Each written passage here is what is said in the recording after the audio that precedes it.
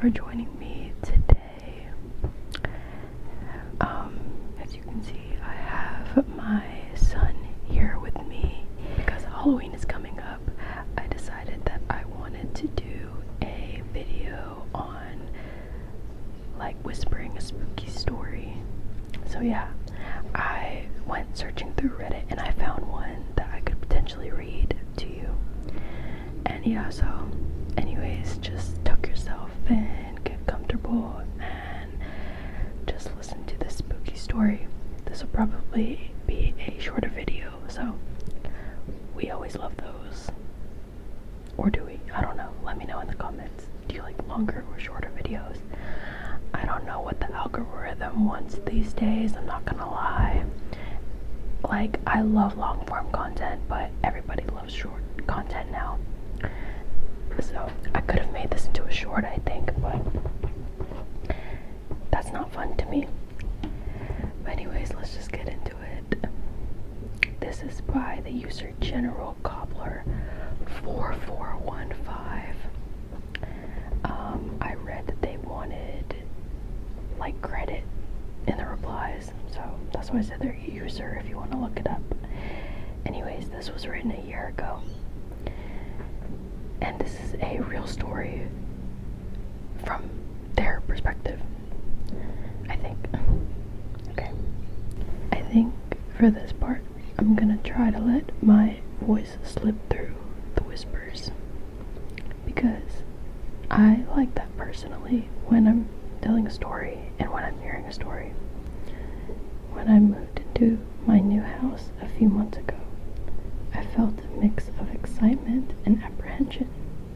It was an older home with creaky floors and a musty smell that hinted at its age. My friends joked about the charming quirks of old houses, but I didn't think much of it. I was eager to make it my own. At first, everything seemed normal. I unpacked boxes and settled in, but soon I began hearing odd noises. At night, whispers echoed softly from the walls. I told myself it was just the house settling or the wind playing tricks. Still, the feeling of unease crept in. One night, as I lay in bed, the whispers grew louder. I could almost make out words, but they slipped away whenever I tried to focus.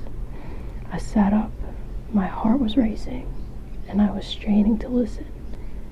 "Help me," a voice seemed to plead. I dismissed it as my imagination, but the feeling of dread lingered. The next day, I mentioned it to a neighbor while we were outside. Her expression changed instantly, worry shadowing her face. "Oh, that house. It has a history. The last owner didn't leave on good terms," she said quietly. "People say she still lingers." My blood ran cold. I hadn't believed in ghosts before, but that night the whispers returned, clearer than ever. They seemed to fill the room with a palpable energy, almost demanding my attention. Over the following weeks, I tried to ignore the unsettling sounds, but I couldn't shake the feeling that I was being watched. Small items began disappearing from their usual places, only to reappear later, often in odd spots. I started to doubt my own sanity. One evening, driven by curiosity and fear, I decided to confront whatever was happening. Armed with a flashlight, I made my way to the living room, where the whispers were the loudest. I pressed my ear against the wall, heart pounding, and I heard a distinct voice. "Get out." Panic coursed through me. I stumbled back, gasping for breath. I wanted to run, but I felt rooted to the spot. I couldn't just abandon the home I had worked so hard to settle into. That night, I lay in bed, sleepless and terrified. The whispers morphed into frantic cries, filling my mind with dread. Just as I was about to drift off, I jolted awake, feeling a presence at the foot of my bed. I squinted into the darkness, but I saw nothing. I was alone, or so I thought. The next day, I dug into the history of the house. I discovered that the previous owner, a woman named Margaret, had lived there alone for years and had passed away unexpectedly. Neighbors spoke in hushed tones about her life, tragedy, loss, and a growing madness. Realizing I had to confront whatever was haunting me, I stood in the living room, heart racing. "If you want me to leave, tell me why," I demanded, my voice shaky. The air thickened, heavy with an oppressive silence. Then I heard it again, more urgent. "Help!" I was scared. Trust me. I moved out the next day. Yeah, that was their story. I don't know if that's true or not, to be honest, after reading the whole thing, but I think that was such a good, like, Halloween story, you know, like, could be real, could not be real, was kind of scary, not scary at the same time. So yeah, that was it. I hope you enjoyed me telling stories.